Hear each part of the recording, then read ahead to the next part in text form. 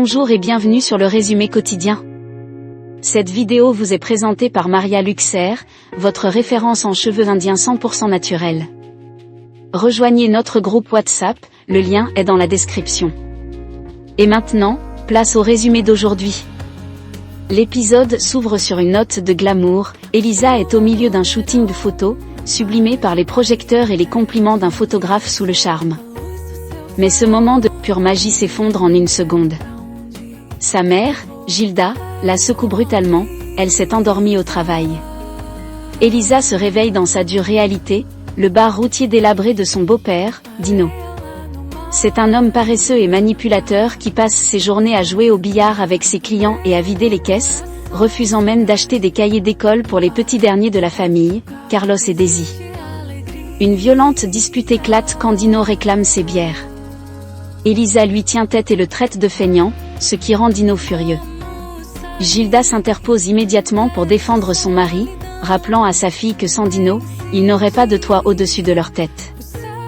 Mais Elisa ne se laisse pas démonter et crie la vérité: si elle et sa mère ne trimaient pas gratuitement jour et nuit, cette porcherie aurait mis la clé sous la porte depuis bien longtemps.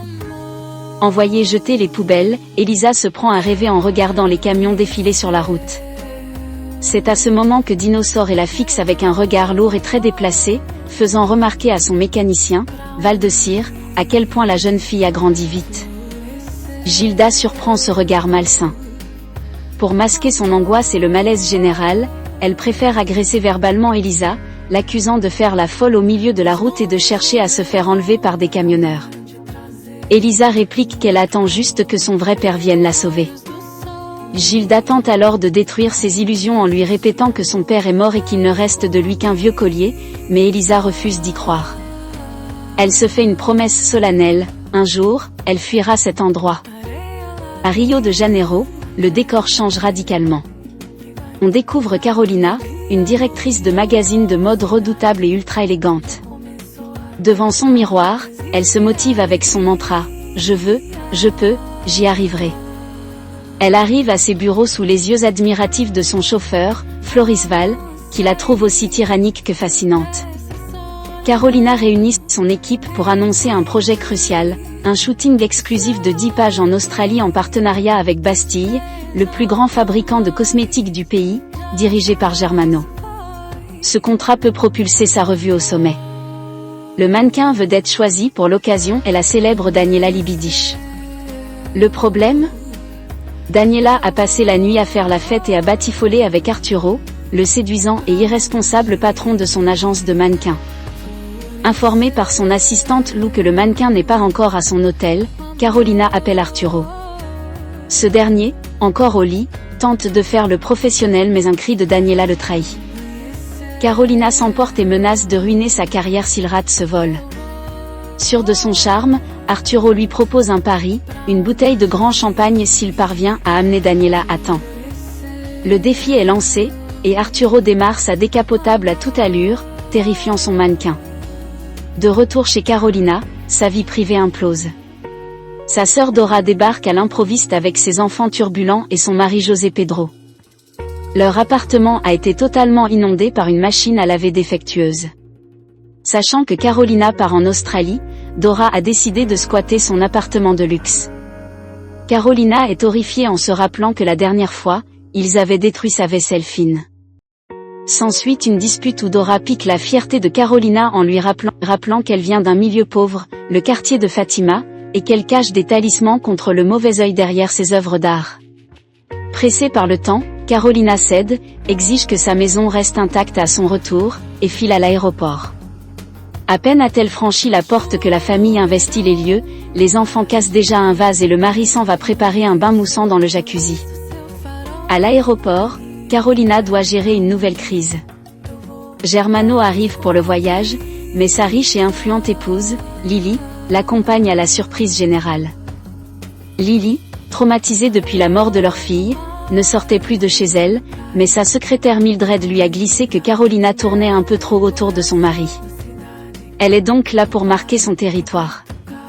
Paniquée à l'idée que Lily découvre le retard du mannequin, Carolina simule une maladresse extrême et renverse de l'eau sur la chemise de Lily. Elle ordonne immédiatement à son directeur artistique, Pietro, d'emmener Lily faire du shopping et boire des cocktails pour gagner du temps.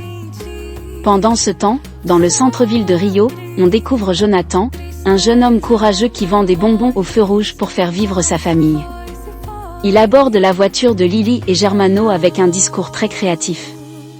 Touché, Lily lui donne un billet de $100 sous les yeux furieux de Germano. Mais cette chance tourne au vinaigre. Yakare, un dangereux voyou du quartier, a vu la scène. Armé d'un couteau, il coince Jonathan dans une ruelle pour lui voler l'argent. Heureusement, la police intervient juste à temps. Jonathan réussit une fuite spectaculaire en courant à travers la foule avant de s'accrocher à l'arrière d'un bus sous les yeux rageurs de Yakare, qui jure de le retrouver et de lui faire la peau. Plus tard, Jonathan appelle sa mère, Rose Angela.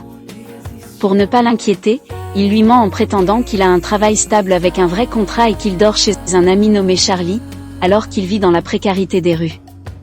Dans sa famille, c'est le chaos total entre ses frères et sœurs qui se disputent la télécommande, mais sa mère le cite en exemple, le qualifiant de « garçon en or ».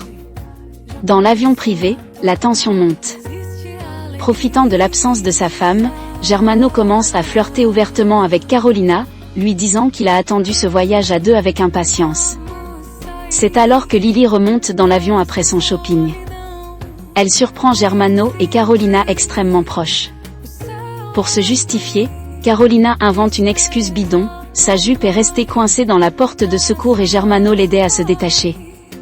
Le commandant de bord intervient, inquiet de voir la porte de secours entr'ouverte.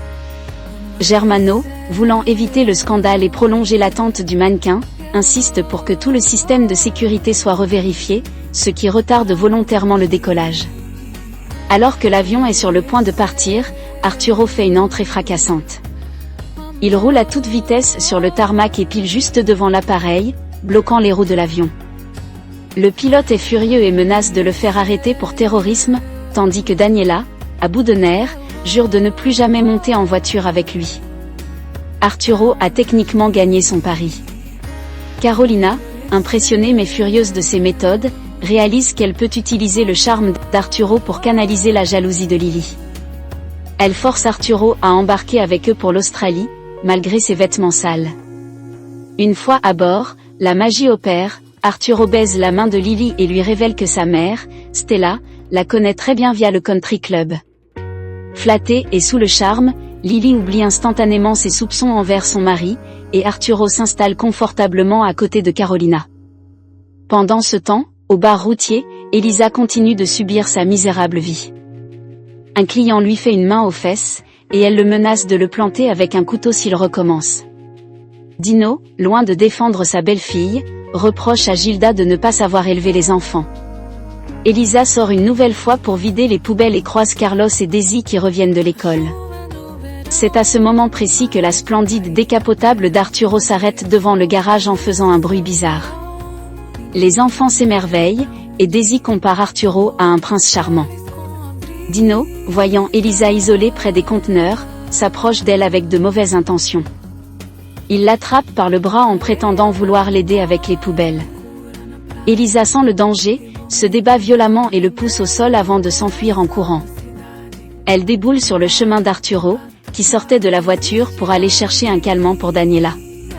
En voyant Dino poursuivre agressivement la jeune fille en l'insultant, Arturo tend astucieusement sa jambe. Dino trébuche et s'étale de tout son long dans la poussière.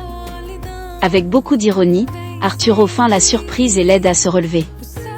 Dino, intimidé par la prestance de ce client fortuné, s'écrase et rentre au bar. Resté seul avec Elisa, Arturo est foudroyé par sa beauté sauvage et sa fraîcheur.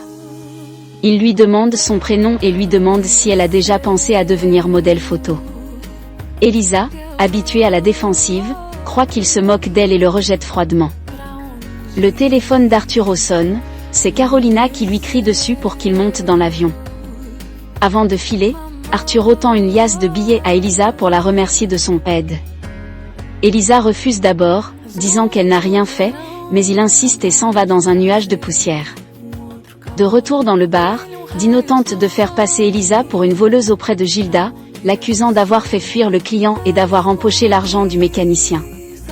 Mais Elisa s'approche de sa mère et lui glisse discrètement l'argent donné par Arturo. Gilda est stupéfaite par la somme.